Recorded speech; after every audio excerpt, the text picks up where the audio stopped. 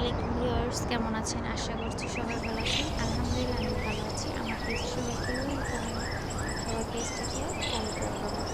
শুভ সকাল। আজকে সত্যি শুভ সকাল। আজকের সকালটা অনেক সুন্দর, অনেক অনেক অনেক সুন্দর। আমার যারা উঠেছে সকালে তারা অবশ্যই সকালের দৃশ্যটা দেখেছেন। তো সকালে নাস্তার জন্য আমি প্রথমে রুটি বানিয়ে ফেললাম। তারপরে এখানে কয়েকটা রুটি আমি রেখে দিব কালকের জন্য, আর কয়েকটা রুটি আজকের জন্য আমি খাওয়ার জন্য রেখে দিব। তো এখানে আমি কয়েকটা রুটি ভেজে হালকা করে ভেজে আমি রেখে দিচ্ছি। কি জন্য এই রুটিগুলো কিন্তু হালকা করে ভেজে আপনি এক সপ্তাহ পর্যন্ত, তারপরে আমি কালকের জন্য কয়েকটা রুটি এখানে রেখে দিব। এই যে রুটিগুলো আমার সবগুলো ভাজা শেষ। এখানে আমি মুরগি গোশত রান্না করব।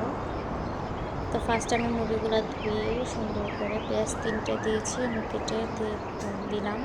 তারপর 1 চামচ লবণ দিলাম, মরিচ 1 চামচ, হলুদ 1 চামচ, একটু বেশি, 1 চামচের থেকে একটু বেশি।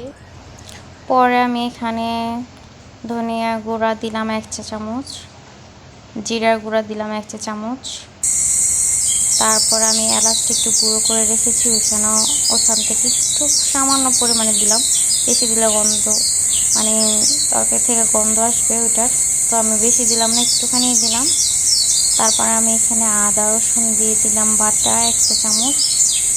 সব কিছু দিয়ে একটু মাখিয়ে তারপর একটু আমি তেল দিলাম। তেল দেওয়ার পরে 1 মিনিট অথবা 2 মিনিট আমি রেখে দিলাম। তারপরে কিছুক্ষণ পরে আমি চুলাতে বসিয়ে দিলাম। এই যে কষানো হয়ে গিয়েছে। তারপরে পরিমাণ মতন ঝোল দিলাম। তারপরে অনেকক্ষণ রান্না করার পরে এই যে আমার মুরগির গোশত রেডি। সবাই ভালো থাকবেন। আল্লাহ হাফেজ, টাটা।